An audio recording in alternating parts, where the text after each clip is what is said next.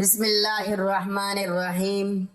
ये तस्बीह रोजाना पढ़ो, कामयाबी कदमों में होगी, हर दुआ पूरी होगी।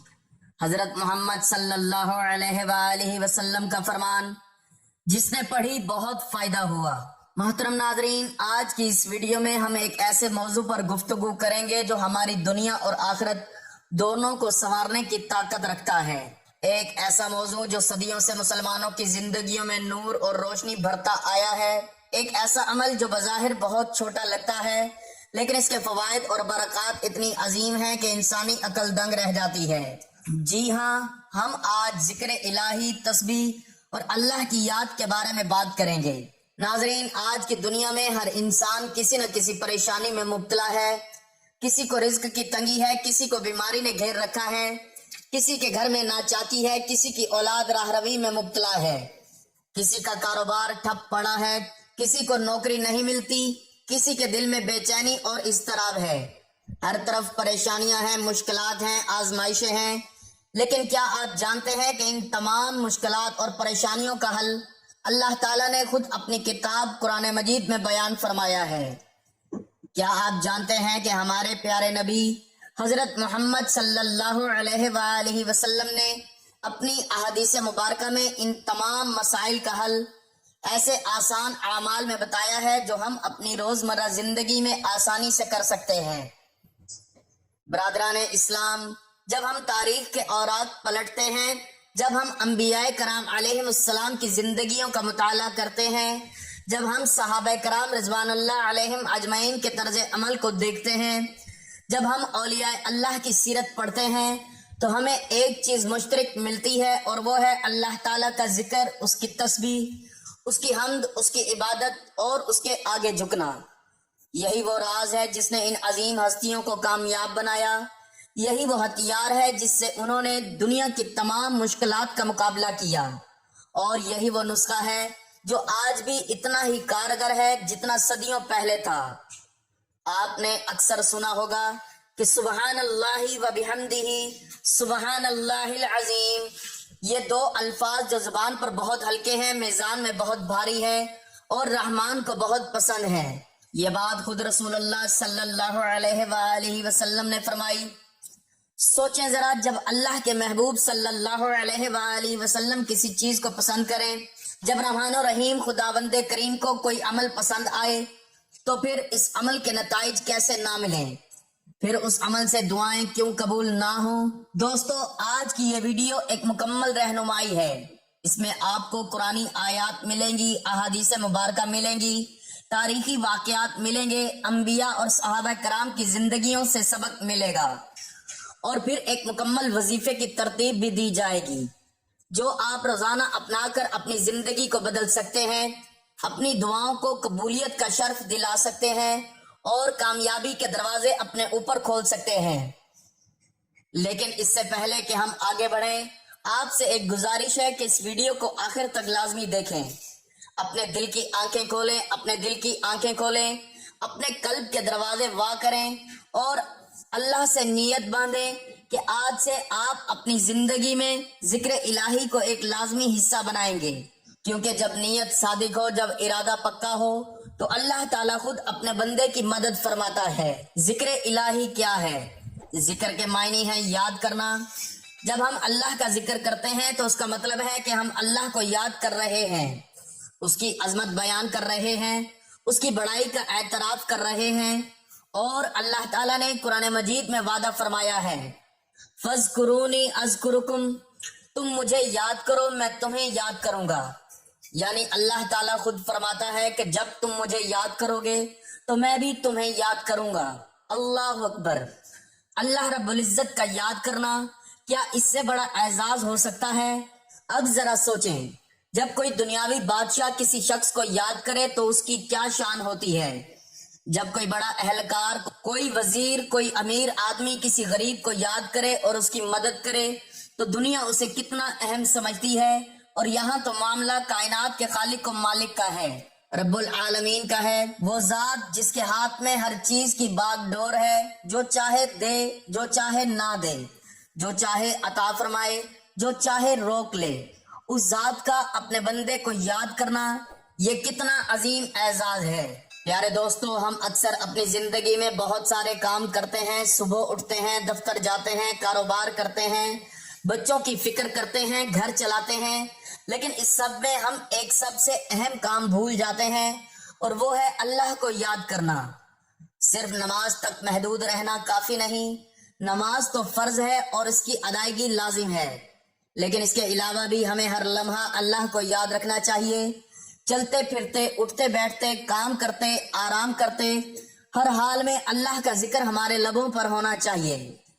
آپ کو معلوم ہے، ذکر الہی ایک ایسی عبادت ہے جو ہر حال میں کی جا سکتی ہے، باوضو ہو یا نہ ہو، مسجد میں ہو یا بازار میں، کام پر ہو یا گھر پر، ہر جگہ، ہر وقت، ہر حال میں اللہ کا ذکر کیا جا سکتا ہے۔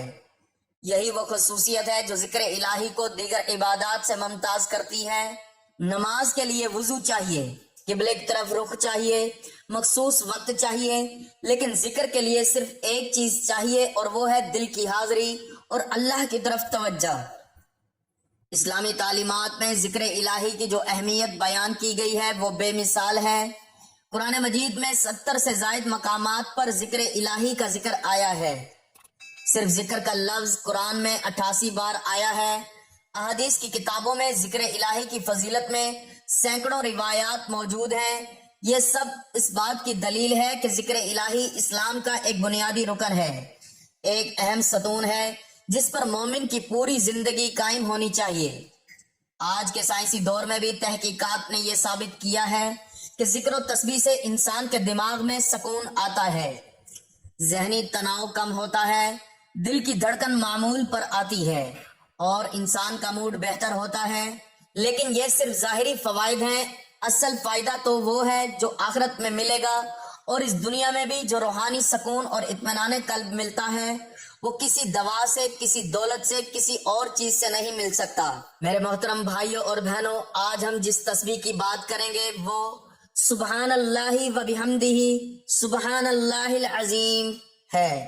یہ وہ کلمات ہیں جو رسول اللہ صلی اللہ علیہ وآلہ وسلم نے خود ہمیں سکھائے۔ یہ وہ الفاظ ہیں جن کو آپ صلی اللہ علیہ وآلہ وسلم نے زبان پر ہلکا، میزان میں بھاری اور رحمان کو پسند قرار دیا۔ یہ وہ تسبیح ہے جو جنت کے باغوں کی بہار ہے۔ یہ وہ ذکر ہے جو ملائکہ بھی پڑھتے ہیں۔ یہ وہ کلمات ہیں جن سے آسمان گونجتے ہیں۔ ان مبارک کلمات میں دو باتیں شامل ہیں۔ پہلی، سبحان اللہ، یعنی اللہ ہر عیب اور نقص سے پاک ہے، وہ کامل ہے، مکمل ہے، بے نیاز ہے۔ دوسری، وبحمدہ، یعنی تمام تعریف اسی کے لیے ہے، ہر خوبی اسی کی ہے، ہر کمال اسی کا ہے، ہر نعمت اسی نے دی ہے۔ اور پھر سبحان اللہ العظیم، یعنی اللہ تعالیٰ جو عظمت والا ہے، جو بزرگ ہے، جو بڑا ہے، وہ ہر نقص سے پاک ہے۔ جب ایک مومن یہ کلمات پڑھتا ہے تو وہ گویا اللہ کے سامنے اپنی عاجزی اور بے بسی کا اعتراف کرتا ہے، اللہ کی عظمت کا اقرار کرتا ہے، اور اس بات کا اعلان کرتا ہے کہ وہ صرف اللہ کا بندہ ہے، صرف اسی کا محتاج ہے، صرف اسی سے امید رکھتا ہے۔ اور جب بندہ اتنے خلوص سے اللہ کے سامنے آتا ہے تو اللہ کریم اپنے اس بندے کو خالی ہاتھ نہیں لوٹاتا۔ اب آپ کے ذہن میں سوال آئے گا کہ کیا صرف تسبیح پڑھنے سے کامیابی ملتی ہے؟ کیا صرف الفاظ دہرانے سے دعائیں قبول ہوتی ہیں؟ تو جواب یہ ہے کہ صرف زبانی تسبیح کافی نہیں، اس کے ساتھ دل کی حاضری بھی ضروری ہے، عمل بھی ضروری ہے، تقوی بھی ضروری ہے۔ لیکن جب آپ پابندی کے ساتھ، خلوص نیت کے ساتھ، یقین کامل کے ساتھ اللہ کا ذکر کرتے ہیں تو اس ذکر کی برکت سے اللہ آپ کے دل میں تقوی پیدا کرتا ہے، آپ کو نیکی کی توفیق دیتا ہے، آپ کی دعاؤں کو شرف قبولیت بخشتا ہے، اور آپ کی زندگی میں خوشحالی اور کامیابی کے سامان مہیا فرماتا ہے۔ یاد رکھیں، اللہ کا وعدہ ہمیشہ سچا ہے، اللہ کا فرمان ہمیشہ برحق ہے۔ اگر ہم اللہ کے بتائے ہوئے راستے پر چلیں، رسول اللہ صلی اللہ علیہ وآلہ وسلم کی سنتوں کو اپنائیں، قرآن کی تعلیمات کو اپنی زندگی میں نافذ کریں، تو پھر کامیابی ہمارا مقدر بن جاتی ہے، دعائیں قبول ہوتی ہیں، اور زندگی کے ہر شعبے میں اللہ کی مدد اور رحمت شامل ہو جاتی ہے۔ تو آئیں آج کی اس ویڈیو کے ذریعے ہم سب مل کر یہ عہد کریں کہ ہم روزانہ اللہ کا ذکر کریں گے، تسبیح پڑھیں گے، اس کی حمد کریں گے، اس کی بڑائی بیان کریں گے، اور اللہ سے امید رکھیں گے کہ وہ ہماری تمام دعائیں قبول فرمائے گا، ہماری تمام مشکلات آسان فرمائے گا اور ہماری زندگیوں کو اپنی خاص رحمت اور برکت سے بھر دے گا۔ حضرت ابو ہریرہ رضی اللہ تعالیٰ عنہ سے روایت ہے کہ رسول اللہ صلی اللہ علیہ وآلہ وسلم نے ارشاد فرمایا، ترجمہ: دو کلمے ایسے ہیں جو زبان پر بہت ہلکے ہیں، میزان میں بہت بھاری ہیں اور رحمان کو بہت پیارے ہیں، سبحان اللہ و بحمدہ، سبحان اللہ العظیم۔ یہ حدیث اس ویڈیو کی بنیاد ہے۔ آپ نے ان کلمات کی 3 خصوصیات بیان فرمائیں: زبان پر ہلکے، میزان میں بھاری اور رحمان کو محبوب۔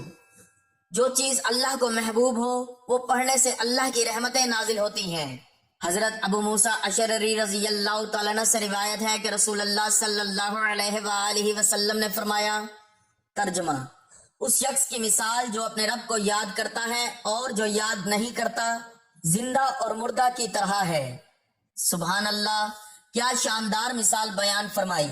آپ صلی اللہ علیہ وآلہ وسلم نے جو شخص اللہ کو یاد نہیں کرتا وہ گویا روحانی طور پر مردہ ہے، اور جو اللہ کو یاد کرتا ہے وہ حقیقی معنوں میں زندہ ہے، چاہے جسمانی طور پر کمزور ہی کیوں نہ ہو۔ حضرت ابو ذر غفاری رضی اللہ تعالیٰ عنہ فرماتے ہیں کہ رسول اللہ صلی اللہ علیہ وآلہ وسلم سے پوچھا گیا، سب سے بہتر کون سا عمل ہے؟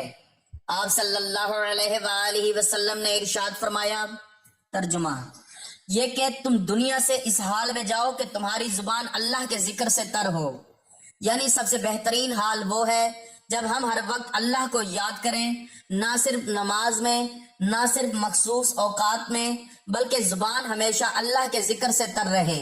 حضرت ابو ہریرہ رضی اللہ تعالیٰ عنہ سے روایت ہے کہ رسول اللہ صلی اللہ علیہ وآلہ وسلم نے ارشاد فرمایا، ترجمہ: جو شخص ایک دن میں 100 مرتبہ سبحان اللہ و بحمدہ پڑھے، اس کے گناہ مٹا دیے جاتے ہیں، چاہے سمندر کی جھاگ کے برابر ہی کیوں نہ ہوں۔ سوچیں ذرا، ہمارے گناہ سمندر کی جھاگ کے برابر ہوں، یعنی لا تعداد، بے شمار، اور پھر بھی صرف ایک تسبیح کی وجہ سے معاف ہو جائیں، یہ اللہ کی کتنی بڑی رحمت ہے۔ حضرت جابر بن عبداللہ رضی اللہ تعالیٰ عنہ سے روایت ہے کہ نبی اکرم صلی اللہ علیہ وآلہ وسلم نے ارشاد فرمایا، افضل الذکر لا الہ الا اللہ و افضل الدعاء الحمدللہ۔ ترجمہ: سب سے افضل ذکر لا الہ الا اللہ ہے اور سب سے افضل دعا الحمدللہ ہے۔ یہ حدیث ہمیں بتاتی ہے کہ توحید کا کلمہ لا الہ الا اللہ تمام اذکار میں سب سے بلند و بالا ہے، اور الحمدللہ اللہ کا شکر سب سے اعلیٰ دعا ہے۔ اس لیے ہمارے وظیفے میں ان مبارک کلمات کو خاص اہمیت دی جائے گی۔ قرآنی آیات میں ذکر کی اہمیت۔ اللہ تعالیٰ سورۃ البقرہ آیت 152 میں ارشاد فرماتا ہے، فَاذْكُرُونِي أَذْكُرُكُمْ وَاشْكُرُوا لِي وَلَا تَكْفُرُونَ۔ ترجمہ: پس تم مجھے یاد کرو، میں تمہیں یاد کروں گا، اور میرا شکر ادا کرو اور ناشکری مت کرو۔ یہ آیت کریمہ اللہ کا ایک عہد ہے، ایک وعدہ ہے۔ جب ہم اللہ کو یاد کرتے ہیں تو اللہ ہمیں یاد کرتا ہے۔ اللہ کا یاد کرنا کیا ہے؟ اللہ اپنے بندے کی مدد کرتا ہے، اس پر رحمت نازل فرماتا ہے، اس کے گناہ معاف فرماتا ہے، اس کی دعائیں قبول فرماتا ہے، اس کو کامیابی دیتا ہے۔ سورۃ الرعد آیت 28 میں اللہ تعالیٰ ارشاد فرماتا ہے، الا بذکر اللہ تطمئن القلوب۔ ترجمہ: آگاہ ہو جاؤ، بے شک اللہ کی یاد سے دلوں کو سکون ملتا ہے۔ آج کی دنیا میں لوگ سکون کے لیے کیا کیا نہیں کرتے، سیر و سیاحت، تفریح، دوائیں، مشاورت، لیکن سچا اور مستقل سکون صرف ایک جگہ ہے، اور وہ ہے اللہ کی یاد میں۔ یہ آیت اللہ کا وعدہ ہے کہ ذکر الہی سے دل کو سکون ملتا ہے۔ اسی طرح سورۃ الاحزاب آیت 41 اور 42 میں اللہ تعالیٰ ارشاد فرماتا ہے، یا ایھا الذین آمنوا اذکروا اللہ ذکرا کثیرا وسبحوا بکرۃ وعصیلا۔ ترجمہ: اے ایمان والو، اللہ کو بہت زیادہ یاد کرو اور صبح و شام اس کی تسبیح کرو۔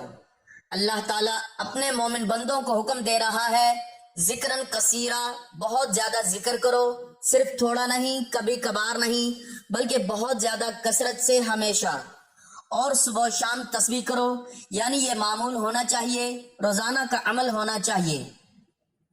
سورۃ الانفال آیت 2 میں ارشاد ہوتا ہے، انما المؤمنون الذین اذا ذکر اللہ وجلت قلوبہم۔ ترجمہ: سچے مومن تو وہی ہیں جن کے دل اللہ کا ذکر سنتے ہی کانپ جاتے ہیں، اللہ کی عظمت سے ڈر جاتے ہیں۔ یہ آیت بتاتی ہے کہ کامل ایمان والوں کی علامت یہ ہے کہ جب اللہ کا نام آئے تو ان کے دل اللہ کی عظمت سے لرز جاتے ہیں، ان میں خشیت پیدا ہوتی ہے۔ یہ وہ کیفیت ہے جو ہمیں ذکر الہی میں حاصل کرنی ہے۔ سورۃ الاحزاب آیت 35 میں اللہ تعالیٰ ارشاد فرماتا ہے: وَالذَّاكِرِينَ اللَّهَ كَثِيرًا وَالذَّاكِرَاتِ أَعَدَّ اللَّهُ لَهُم مَّغْفِرَةً وَأَجْرًا عَظِيمًا۔ ترجمہ: اور کثرت سے اللہ کا ذکر کرنے والے مرد اور کثرت سے اللہ کا ذکر کرنے والی عورتیں، اللہ نے ان کے لیے مغفرت اور اجر عظیم تیار کر رکھا ہے۔ یہ آیت کریمہ بشارت ہے اللہ کا ذکر کرنے والوں کے لیے مغفرت اور اجر عظیم، یعنی گناہ بھی معاف اور جنت بھی ملے گی۔ حضرت سیدنا یونس علیہ السلام اور تسبیح کی طاقت۔ حضرت یونس علیہ السلام کا قصہ اسلامی تاریخ کا ایک انتہائی سبق آموز واقعہ ہے۔ آپ علیہ السلام اللہ کے جلیل القدر نبی تھے اور آپ کو اہل نینوا کی طرف مبعوث کیا گیا تھا۔ جب قوم نے آپ کی بات نہ مانی تو آپ نے اللہ کی اجازت کے بغیر وہاں سے ہجرت کر لی اور کشتی میں سوار ہو گئے۔ کشتی سمندر میں طوفان میں گھر گئی اور قراندازی میں حضرت یونس علیہ السلام کا نام نکلا۔ آپ کو سمندر میں پھینک دیا گیا اور اللہ کے حکم سے ایک بڑی مچھلی نے انہیں نگل لیا۔ اس تاریک اور خوفناک صورتحال میں جب ہر طرف سے مایوسی تھی، جب انسانی طاقت کا کوئی حل نہ تھا، حضرت یونس علیہ السلام نے کیا کیا؟ انہوں نے اللہ کی تسبیح شروع کی: لا الہ الا انت سبحانک انی کنت من الظالمین۔ یہ ہے اصل ہتھیار، تسبیح، اعتراف، توبہ۔ اور پھر کیا ہوا؟ قرآن فرماتا ہے: فاستجبنا له ونجیناہ من الغم۔ ہم نے اس کی دعا قبول کی اور اسے غم سے نجات دی۔ مچھلی نے انہیں کنارے پر اگل دیا اور وہ صحیح سالم باہر نکل آئے۔ اس واقعے سے سبق کیا ملتا ہے؟ یہ کہ جب ہر طرف سے اندھیرا ہو، جب کوئی راستہ نظر نہ آئے، جب ہر دروازہ بند ہو، تب بھی اللہ کا ذکر اور تسبیح اللہ کی رحمت کا دروازہ کھول دیتی ہے۔ حضرت یونس کی تسبیح نے انہیں سمندر کی گہرائیوں سے نکال دیا۔ کیا آپ کی تسبیح آپ کو آپ کی پریشانیوں سے نہیں نکال سکتی؟ غزوہ خندق اور ذکر الہی۔ سن 5 ہجری کی بات ہے، مدینہ منورہ کے گرد 10,000 سے زائد کفار و منافقین کا لشکر آ گیا۔ حضرت سلمان فارسی رضی اللہ تعالیٰ عنہ کے مشورے پر مدینے کے گرد خندق کھودی گئی۔ یہ خندق کھودنا بہت مشقت طلب کام تھا۔ تمام صحابہ کرام نے رسول اللہ صلی اللہ علیہ وآلہ وسلم کے ساتھ مل کر یہ خندق کھودی۔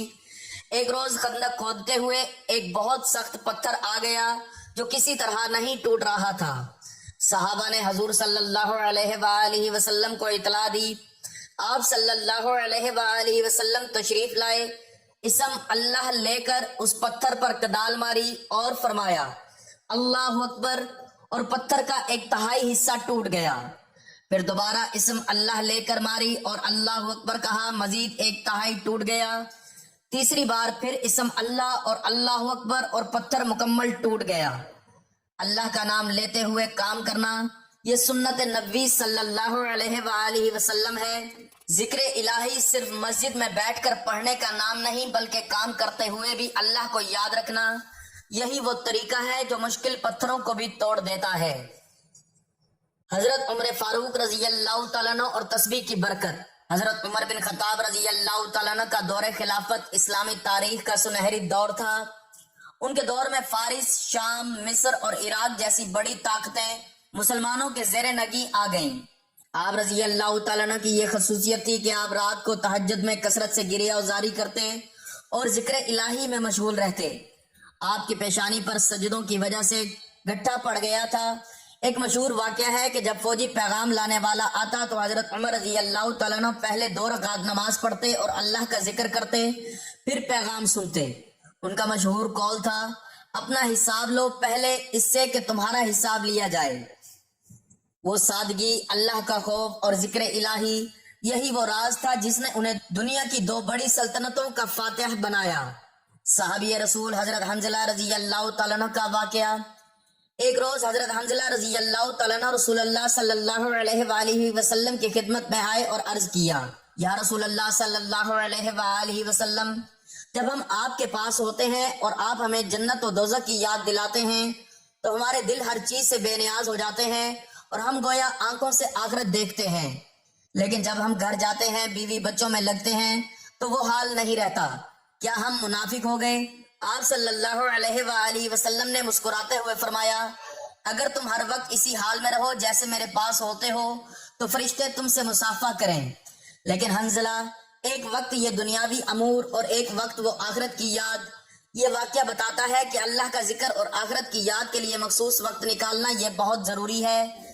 دنیا کے کام بھی ہیں اور آخرت کی تیاری بھی، دونوں کا توازن ہی مومن کی کامیابی کا راز ہے۔ حضرت ابراہیم بن ادم رحمۃ اللہ علیہ کا واقعہ۔ حضرت ابراہیم بن ادم رحمۃ اللہ علیہ کا نام اسلامی تاریخ میں ہمیشہ یاد رکھا جائے گا۔ آپ ایک شہزادے تھے، بلکہ شاہی خاندان سے تعلق تھا۔ ایک رات آپ کے محل میں کچھ شور ہوا، آپ نے اوپر سے آواز سنی، کوئی چھت پر چل رہا تھا۔ آپ نے پوچھا کون ہے؟ آواز آئی، میں تمہارا دوست ہوں، اونٹ تلاش کر رہا ہوں۔ آپ نے کہا اونٹ چھت پر؟ آواز آئی، اور تم محل میں رہ کر اللہ کو ڈھونڈ رہے ہو؟ اس آواز نے ان کی زندگی بدل دی۔ انہوں نے شاہی لباس اتارا، تاج و تخت چھوڑا اور فقیرانہ زندگی اختیار کر لی۔ وہ کہتے تھے، میں نے آج کے بعد اپنی زبان کو اللہ کے ذکر کے سوا کسی اور چیز کے لیے نہیں کھولا۔ ان کے بارے میں کہا جاتا ہے کہ وہ ایسی جگہ سے ہاتھ بھر زمین خریدتے جہاں سے گزرتے تھے تاکہ زمین پر بلا اجازت نہ چلے۔ یہی ہے تقوی اور اللہ کا خوف، اور یہی وہ تقوی ہے جو ذکر الہی سے پیدا ہوتا ہے۔ ناظرین، اللہ تعالیٰ نے جتنے انبیاء علیہ السلام مبعوث فرمائے ان سب کی زندگی میں ایک چیز مشترک تھی، اللہ تعالیٰ سے گہرا تعلق، اس کی عبادت اور ذکر میں کثرت۔ حضرت داؤد علیہ السلام کے بارے میں کہا جاتا ہے کہ جب وہ تسبیح پڑھتے تو پہاڑ اور چرند پرند بھی ان کے ساتھ تسبیح پڑھتے۔ قرآن فرماتا ہے، وَسَبِّحْ بِحَمْدِ رَبِّكَ بِالْعَشِيِّ وَالْأَبْكَارِ، شام کو اور صبح کو اپنے رب کی تسبیح پڑھو۔ حضرت زکریا علیہ السلام نے اولاد کی دعا مانگی، اللہ نے بوڑھی عمر میں حضرت یحییٰ علیہ السلام کی نعمت عطا فرمائی۔ ان کی دعا قبول کیسے ہوئی؟ کیونکہ وہ ہمیشہ اللہ کا ذکر کرتے تھے، عبادت میں مشغول رہتے تھے۔ حضرت موسیٰ علیہ السلام جب فرعون کے دربار میں گئے تو انہوں نے اللہ سے دعا کی، رب اشرح لی صدری ویسر لی امری، اے رب میرا سینہ کھول دے اور میرا کام آسان فرما دے۔ اللہ نے ان کی دعا قبول فرمائی اور فرعون کی زبردست طاقت کے سامنے حضرت موسیٰ علیہ السلام کو فتح عطا فرمائی۔ سیدنا محمد صلی اللہ علیہ وآلہ وسلم کی مبارک سنتیں۔ رسول اللہ صلی اللہ علیہ وآلہ وسلم کی زندگی ہمارے لیے ایک مکمل رہنما کتاب ہے۔ آپ صلی اللہ علیہ وآلہ وسلم کے روزانہ کے اذکار و اعمال کتنے منظم اور خوبصورت تھے، آئے ان پر ایک نظر ڈالتے ہیں۔ صبح کا معمول۔ رسول اللہ صلی اللہ علیہ وآلہ وسلم فجر کی نماز کے بعد سورج نکلنے تک مسجد میں بیٹھے رہتے اور ذکر الہی میں مشغول رہتے۔ آپ صلی اللہ علیہ وآلہ وسلم صبح کے اذکار پڑھتے جن میں اللہم بک اصبحنا، آیت الکرسی، معوذتین اور دیگر اذکار شامل تھے۔ دن کا معمول۔ آپ صلی اللہ علیہ وآلہ وسلم چلتے پھرتے، اٹھتے بیٹھتے ہمیشہ اللہ کو یاد رکھتے۔ کھانا کھانے سے پہلے بسم اللہ، کھانے کے بعد الحمدللہ، گھر سے نکلتے وقت دعا، گھر میں داخل ہوتے وقت دعا، سونے سے پہلے اذکار، بیت الخلاء جاتے وقت بھی دعا، ہر کام کے لیے مخصوص دعا اور ذکر۔ رات کا معمول۔ آپ صلی اللہ علیہ وآلہ وسلم رات کے آخری پہر یعنی تہجد کے وقت اٹھتے اور اللہ کے سامنے کھڑے ہو کر نماز پڑھتے، رویا کرتے، تسبیح پڑھتے۔ حضرت عائشہ رضی اللہ عنہا فرماتی ہیں کہ آپ صلی اللہ علیہ وآلہ وسلم رات کو اتنی دیر کھڑے ہو کر نماز پڑھتے کہ آپ کے پاؤں مبارک پر ورم آ جاتا۔ روزانہ 100 بار استغفار۔ رسول اللہ صلی اللہ علیہ وآلہ وسلم روزانہ 100 بار استغفار پڑھتے تھے۔ آپ صلی اللہ علیہ وآلہ وسلم نے فرمایا، واللہ انی لاستغفر اللہ واتوب الیہ فی اليوم اکثر من 70 مرہ، اللہ کی قسم میں ایک دن میں 70 سے زائد بار اللہ سے استغفار کرتا اور توبہ کرتا ہوں۔ سبحان اللہ، جن سے کوئی گناہ ہوتا ہی نہیں وہ روزانہ 70 بار استغفار کریں تو ہم گنہگاروں کا کیا حال ہونا چاہیے۔ تسبیح فاطمہ، آپ صلی اللہ علیہ وآلہ وسلم نے حضرت فاطمہ رضی اللہ عنہا کو سونے سے پہلے 33 بار سبحان اللہ، 33 بار الحمدللہ اور 34 بار اللہ اکبر پڑھنے کی تعلیم دی اور فرمایا کہ یہ خادم سے بہتر ہے۔ صحابہ کرام رضوان اللہ علیہم اجمعین کا طرز زندگی۔ حضرت ابوبکر صدیق رضی اللہ تعالیٰ عنہ کی خصوصیت یہ تھی کہ وہ ہر وقت رونے کی حالت میں رہتے، اللہ کے خوف سے، اس کی عظمت سے، اپنے گناہوں کے احساس سے۔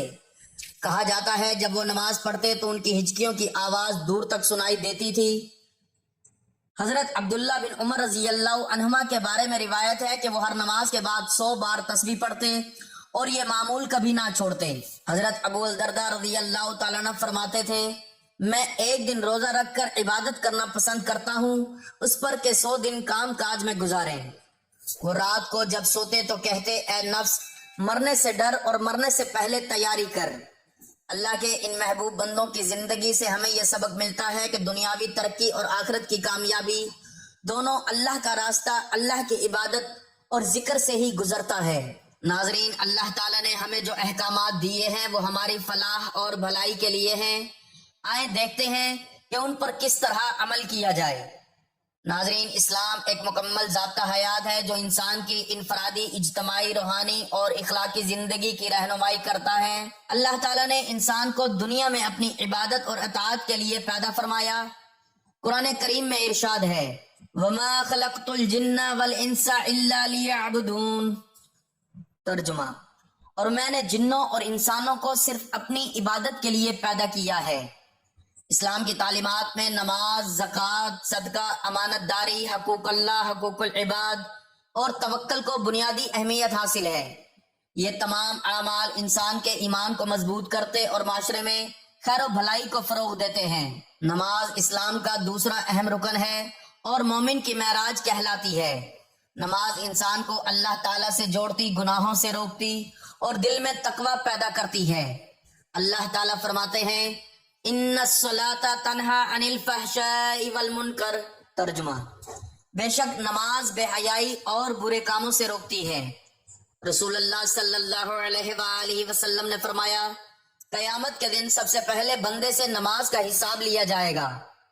نماز صرف چند رکعات ادا کرنے کا نام نہیں، بلکہ یہ اللہ تعالیٰ کے حضور عاجزی، خشوع اور بندگی کا اظہار ہے۔ جو شخص پابندی کے ساتھ نماز ادا کرتا ہے اس کے اخلاق بہتر ہوتے ہیں اور اس کے دل میں اللہ کا خوف پیدا ہوتا ہے۔ فجر کی نماز دن کی بہترین شروعات کا ذریعہ بنتی ہے۔ ظہر انسان کو دنیاوی مصروفیات کے درمیان اللہ کی یاد دلاتی ہے۔ عصر آخرت کی یاد تازہ کرتی ہے۔ مغرب شکر گزاری کا درس دیتی ہے اور عشاء سکون و اطمینان فراہم کرتی ہے۔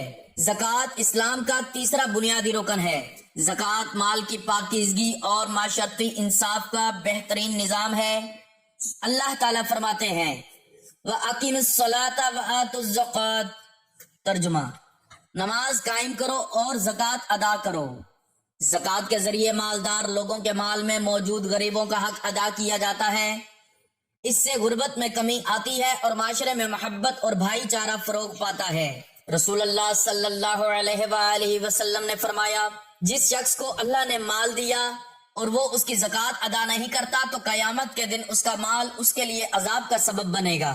زکوٰۃ دینے سے مال کم نہیں ہوتا بلکہ اس میں برکت پیدا ہوتی ہے۔ زکوٰۃ انسان کو بخل سے بچاتی اور سخاوت کا جذبہ پیدا کرتی ہے۔ صدقہ زکوٰۃ کے علاوہ اللہ کی رضا کے لیے کیا جانے والا ہر مالی یا اخلاقی نیکی کا عمل ہے۔ صدقہ اللہ تعالیٰ کی رحمت اور برکت کو متوجہ کرتا ہے۔ قرآن کریم میں ارشاد ہے، مثل الذین ينفقون اموالهم فی سبیل اللہ کمثل حبۃ انبتت 7 سنابل۔ ترجمہ، جو لوگ اللہ کی راہ میں اپنے مال خرچ کرتے ہیں ان کی مثال اس دانے کی سی ہے جس سے 7 بالیاں اگیں اور ہر بالی میں 100 دانے ہوں۔ رسول اللہ صلی اللہ علیہ وآلہ وسلم نے فرمایا، صدقہ مال کو کم نہیں کرتا۔ صدقہ صرف مال خرچ کرنے کا نام نہیں بلکہ کسی کو مسکرا کر ملنا، اچھا مشورہ دینا، راستے سے تکلیف دہ چیز ہٹانا اور ضرورت مند کی مدد کرنا بھی صدقہ ہے۔ صدقہ مصیبتوں کو دور کرتا ہے، گناہوں کا کفارہ بنتا اور اللہ تعالیٰ کی خوشنودی حاصل کرنے کا ذریعہ بنتا ہے۔ امانت داری اسلامی اخلاق کا ایک عظیم وصف ہے۔ انبیاء کرام علیہم السلام کی نمایاں صفات میں امانت داری شامل رہی ہے۔ رسول اللہ صلی اللہ علیہ وآلہ وسلم کو نبوت سے پہلے بھی الصادق اور الامین کہا جاتا تھا۔ اللہ تعالیٰ فرماتے ہیں ان اللہ یأمرکم ان تعدوا الامانۃ الی اہلھا۔ ترجمہ، بے شک اللہ تمہیں حکم دیتا ہے کہ امانتیں ان کے حقداروں تک پہنچاؤ۔ رسول اللہ صلی اللہ علیہ وآلہ وسلم نے فرمایا جس میں امانت داری نہیں اس کا ایمان کامل نہیں۔ امانت صرف مال کی نہیں ہوتی بلکہ عہد، ذمہ داری، وقت، راز اور منصب بھی امانت ہیں۔ ایک مسلمان پر لازم ہے کہ وہ ہر امانت کو دیانت داری کے ساتھ ادا کرے۔ معاشرے میں بد اعتمادی، دھوکہ دہی اور خیانت کی وجہ سے بے شمار مسائل پیدا ہوتے ہیں، جبکہ امانت داری اعتماد اور محبت کو فروغ دیتی ہے۔ حقوق اللہ سے مراد وہ حقوق ہیں جو اللہ تعالیٰ نے اپنے بندوں پر لازم کیے ہیں۔ ان میں سب سے اہم توحید، نماز، روزہ، زکوٰۃ، حج اور دیگر عبادات شامل ہیں۔ اللہ تعالیٰ فرماتے ہیں یا ایھا الناس اعبدوا ربکم۔ ترجمہ، اے لوگو اپنے رب کی عبادت کرو۔ حقوق اللہ کی ادائیگی بندے کی کامیابی کا راستہ ہے۔ جو شخص اللہ کے احکامات کی پابندی کرتا ہے اللہ تعالیٰ اس کے لیے دنیا و آخرت میں آسانیاں پیدا فرماتا ہے۔ حقوق اللہ میں اخلاص، تقوی، ذکر الہی، قرآن کریم کی تلاوت اور حلال و حرام کی پابندی بھی شامل ہے۔ اسلام میں حقوق العباد کو غیر معمولی اہمیت حاصل ہے۔ اللہ تعالیٰ اپنے حقوق معاف فرما سکتا ہے لیکن بندوں کے حقوق اس وقت تک معاف نہیں ہوتے جب تک حقدار معاف نہ کرے۔ قرآن کریم میں ارشاد ہے وَبِالْوَالِدَيْنِ إِحْسَانًا۔ ترجمہ، اور والدین کے ساتھ اچھا سلوک کرو۔ حقوق العباد میں والدین، رشتہ داروں، پڑوسیوں، اساتذہ، دوستوں، یتیموں، مسکینوں اور تمام انسانوں کے حقوق شامل ہیں۔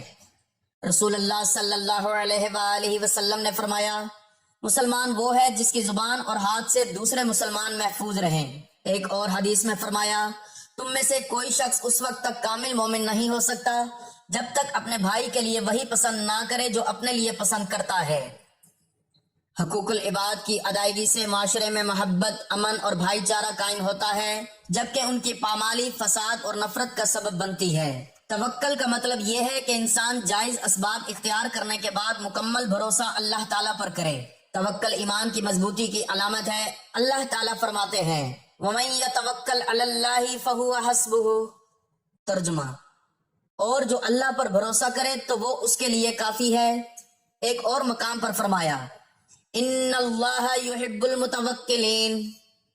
ترجمہ، بے شک اللہ توکل کرنے والوں سے محبت کرتا ہے۔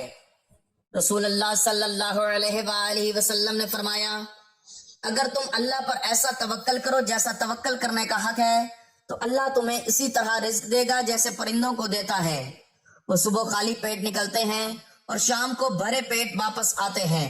توکل کا مطلب ہاتھ پر ہاتھ رکھ کر بیٹھ جانا نہیں بلکہ کوشش کے ساتھ اللہ پر اعتماد کرنا ہے۔ مسلمان محنت کرتا ہے، منصوبہ بندی کرتا ہے اور پھر نتائج اللہ کے سپرد کر دیتا ہے۔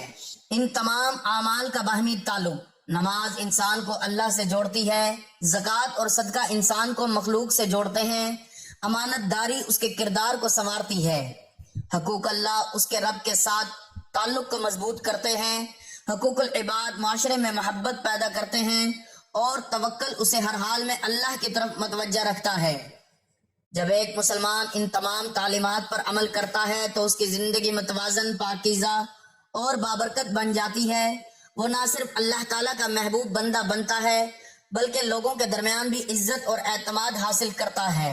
اسلام کی حقیقی روح نماز، زکوٰۃ، صدقہ، امانت داری، حقوق اللہ، حقوق العباد اور توکل علی اللہ کی عملی پیروی میں پوشیدہ ہے۔ یہ تمام اعمال مل کر ایک ایسا کامل مسلمان تیار کرتے ہیں جو اپنے رب کا فرما بردار، اپنے کردار میں دیانت دار، معاشرے کے لیے مفید اور ہر حال میں اللہ پر بھروسہ کرنے والا ہوتا ہے۔ آج امت مسلمہ کو ان تعلیمات پر پہلے سے زیادہ عمل کرنے کی ضرورت ہے۔ اگر ہم اپنی زندگیوں میں نماز کی پابندی، زکوٰۃ و صدقات کا اہتمام، امانت داری، بندوں کے حقوق کی ادائیگی اور اللہ پر کامل توکل کو اختیار کر لیں تو انفرادی اور اجتماعی دونوں سطحوں پر کامیابی حاصل کر سکتے ہیں۔ اللہ تعالی ہمیں اپنی عبادت کا حق ادا کرنے، بندوں کے حقوق پورے کرنے اور ہر معاملے میں اپنی ذات پر کامل بھروسہ رکھنے کی توفیق عطا فرمائے، آمین۔ تو ناظرین محترم، وقت کی نزاکت کو مد نظر رکھتے ہوئے چلتے ہیں عمل کی جانب، اور آپ کو بتاتے ہیں کہ آپ نے کون سی تسبیح کب، کہاں، کیسے اور کتنی تعداد میں پڑھنی ہے کہ جس کے پڑھنے سے انسان کو ہر قدم پر کامیابی ملتی ہے۔ تو پیارے ناظرین، ہم آپ کے سامنے ایک مکمل منظم وظیفے کی ترتیب پیش کریں گے جو آپ روزانہ پڑھ سکتے ہیں۔ اس وظیفے کو آپ دن میں کسی بھی وقت پڑھ سکتے ہیں۔ اگر آپ کسی نماز کے بعد پڑھنا چاہیں تو بھی افضل ہے، ورنہ جب جہاں جیسے آپ کو وقت مل جائے آپ نے چلتے پھرتے، اٹھتے بیٹھتے، باوضو حالت میں پاک صاف جگہ پر بیٹھ کر اس عمل کو کر لینا ہے۔ اگر آپ اس عمل کو کسی نماز کے بعد پڑھنا چاہیں تو قبلہ رخ منہ کر کے جائے نماز پر یا گھر میں کسی پاک کونے میں بیٹھ کر اس عمل کا آغاز کرنا ہے، اور سب سے پہلے نیت کریں کہ میں اللہ کی رضا کے لیے یہ وظیفہ کر رہا ہوں، اور اس کے بعد آپ نے حضور پاک صلی اللہ علیہ وآلہ وسلم کی ذات اقدس پر درود پاک کا نذرانہ پیش کرنا ہے۔ درود پاک آپ مختصر سا بھی پڑھ سکتے ہیں، آپ صلی اللہ علیہ وآلہ وسلم پڑھ لیں یا صلی اللہ علی محمد پڑھ لیں، لیکن درود ابراہیمی کی اہمیت و فضیلت بہت زیادہ ہے، اس لیے ثواب کے طور پر میرے ساتھ بھی درود پاک پڑھ لیں۔ اللہم صلی علی محمد وعلی آل محمد کما صلیت علی ابراہیم وعلی آل ابراہیم انک حمید مجید۔ اللہم بارک علی محمد وعلی آل محمد کما بارکت علی ابراہیم وعلی آل ابراہیم انک حمید مجید۔ درود پاک پڑھنے کے بعد آپ نے سب سے پہلے ہاتھوں کی انگلیوں پر یا تسبیح کے دانوں پر گن کر 71 مرتبہ یہ آیت پڑھ لینی ہے، حسبنا اللہ و نعم الوکیل، نعم المولا و نعم النصیر۔ ترجمہ: اللہ ہمیں کافی ہے اور وہ کتنا اچھا کار ساز ہے، کتنا اچھا مالک اور کتنا اچھا مددگار ہے۔ یہ آیت 71 بار پڑھیں، ہر بار اس کے معنی پر غور کرتے ہوئے کہ اللہ ہی میرا کافی ہے، اللہ ہی میرا سہارا ہے، اللہ ہی میری مدد کرے گا۔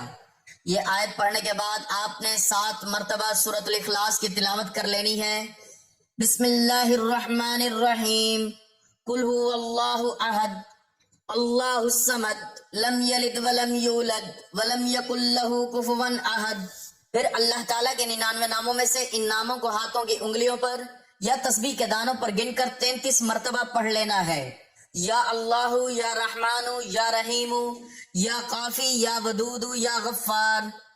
ان ناموں کو ملا کر پڑھیں گے تو ایک شمار ہوگا، تو آپ نے ہاتھوں کی انگلیوں پر یا تسبیح کے دانوں پر گن کر صرف 33 مرتبہ ان مبارک ناموں کو پڑھ لینا ہے۔ پھر اس کے بعد آج کے عمل کی وہ تسبیح یعنی سبحان اللہ و بحمدہ سبحان اللہ العظیم۔ ترجمہ: اے اللہ، تو ہر عیب سے پاک ہے اور تمام تعریف تیرے ہی لیے ہے، میں تیری پاکیزگی بیان کرتا ہوں۔ اے عظمت والے اللہ، تو بے حد بلند و برتر ہے، تیری عظمت کے آگے سب چھوٹے ہیں۔ یہ تسبیح بتائی گئی تعداد میں پڑھنے کے بعد آپ نے آخر میں 33 مرتبہ استغفار کرنا ہے، یعنی اللہ سے معافی مانگے، اور آپ نے یہ استغفار پڑھنا ہے، استغفر اللہ العظیم الذی لا الہ الا هو الحی القیوم واتوب الیہ۔ یہ سید الاستغفار کا مختصر حصہ ہے۔ رسول اللہ صلی اللہ علیہ وآلہ وسلم نے فرمایا، جو شخص یہ صبح پڑھے اور شام سے پہلے مر جائے تو وہ جنتی ہے، اور جو شام کو پڑھے اور صبح سے پہلے مر جائے تو وہ جنتی ہے۔ اور پھر آخر میں اتنا ہی درود پاک پڑھنا ہے جتنا عمل کے شروع میں پڑھا تھا۔ پھر اللہ تعالیٰ کی بارگاہ میں دعا کرنی ہے کہ اے پروردگار عالم، تیرے مبارک ناموں کا واسطہ، تیری صفت رحمت کا واسطہ، تیرے محبوب نبی حضرت محمد صلی اللہ علیہ وآلہ وسلم کا واسطہ، ہم تیرے ناکارہ، گنہگار اور خطاکار بندے تیرے سامنے سر تسلیم خم کرتے ہیں۔ ہم جانتے ہیں کہ ہم نے اپنی پوری زندگی میں بے شمار گناہ کیے، بے حد خطائیں کی، کتنے فرائض ادا نہ کیے، کتنے حقوق ضائع کیے، کتنی سنتیں چھوڑی، کتنے موقعوں پر تیری نافرمانی کی۔ اے اللہ، ہماری آنکھیں ندامت کے آنسوؤں سے بھری ہیں، ہمارے دل شرم اور حیا سے جھکے ہوئے ہیں، ہمارے ہاتھ تیرے سامنے پھیلے ہوئے ہیں۔ اے غفار، اے ستار، اے تواب، اے رحیم، تیری رحمت ہماری خطاؤں سے کہیں زیادہ وسیع ہے۔ تو نے خود فرمایا ہے، قل یا عبادی الذین اسرفوا علی انفسہم لا تقنطوا من رحمت اللہ۔ کہہ دو کہ اے میرے بندو، جنہوں نے اپنے نفسوں پر زیادتی کی، اللہ کی رحمت سے مایوس نہ ہو۔ اللہ، ہم مایوس نہیں، ہم تیرے در پر آئے ہیں، تیری رحمت کے امیدوار ہیں۔ اے میرے رب، آج ہم نے جو تیرا ذکر کیا، جو تسبیح پڑھی، جو استغفار کیا، اسے اپنی بارگاہ میں قبول فرما، اسے ہمارے گناہوں کا کفارہ بنا دے، ہمارے دلوں کو پاک فرما دے، ہمارے سینوں کو نور سے بھر دے، ہماری روحوں کو سکون عطا فرما۔ اے اللہ، تو جانتا ہے کہ ہمارے گھروں میں کیا کیا مشکلات ہیں، ہمارے دلوں میں کیا کیا درد ہے، ہماری آنکھوں میں کیا کیا آنسو ہیں۔ اے سمیع علیم، ان تمام باتوں کو تو سنتا ہے اور جانتا ہے۔ اے فتاح، ہمارے لیے کامیابی کے دروازے کھول دے، ہماری مشکلات کا حل نکال دے، ہمارے رزق میں برکت دے، ہماری اولاد کو نیک اور صالح بنا دے، ہمارے گھروں میں محبت اور سکون بھر دے، ہمارے بیماروں کو شفا دے، ہمارے قرضوں کو ادا فرما دے، ہمارے دلوں کو جوڑ دے اور ہمیں ایمان پر قائم رکھ۔ اے اللہ، ہم عہد کرتے ہیں کہ آج کے بعد ہم اپنی زندگی میں ذکر الہی کو لازمی حصہ بنائیں گے، ہم روزانہ تیری تسبیح پڑھیں گے، تیری حمد کریں گے، تجھ سے استغفار کریں گے، تجھ سے دعائیں مانگیں گے۔ اے اللہ، ہمیں اس عہد پر قائم رہنے کی توفیق دے، کیونکہ توفیق دینا بھی تیرے ہی ہاتھ میں ہے۔ اے میرے رب، جو بھی اس وقت پریشان ہے، جو مقروض ہے، جو بیمار ہے، جس کی اولاد بگڑی ہوئی ہے، جس کے گھر میں ناچاکی ہے، جس کا کاروبار ٹھپ ہے، جس کی نوکری نہیں، جس کی شادی نہیں ہو رہی، جو بے اولاد ہے، جو تنہا ہے، اے اللہ، ان تمام کی پریشانیاں دور فرما، ان کی دعائیں قبول فرما، ان کے حال پر رحم فرما۔ اے ارحم الراحمین، اے ذوالجلال والاکرام، آج کے اس مجلس ذکر کو قبول فرما لے، ہمارے گناہوں سے درگزر فرما، ہماری کوتاہیوں کو معاف فرما، ہماری عبادتوں کو قبول فرما، ہماری دعاؤں کو شرف قبولیت عطا فرما، ہمیں دنیا و آخرت میں کامیابی نصیب فرما، اور آخرت میں ہمیں اپنے محبوب نبی حضرت محمد صلی اللہ علیہ وآلہ وسلم کے ساتھ جنت الفردوس میں جگہ عطا فرما۔ دوستو، اگر یہ ویڈیو آپ کو پسند آئی ہو تو لائک کریں، چینل کو سبسکرائب کریں، اور اس ویڈیو کو اپنے دوستوں اور خاندان والوں کے ساتھ شیئر کریں تاکہ زیادہ سے زیادہ لوگ اس برکت سے فائدہ اٹھا سکیں۔ دعا ہے کہ اللہ تعالیٰ میرا سنانا اور آپ کا سننا اپنی بارگاہ میں قبول و منظور فرمائے، آمین۔ ناظرین، گزارش ہے کہ اللہ تعالیٰ کے 99 ناموں میں سے کوئی ایک نام لکھ کر کمنٹس میں ضرور شیئر کریں۔ اللہ تعالیٰ ہم سب کا حامی و ناصر ہو، آمین۔ جزاک اللہ۔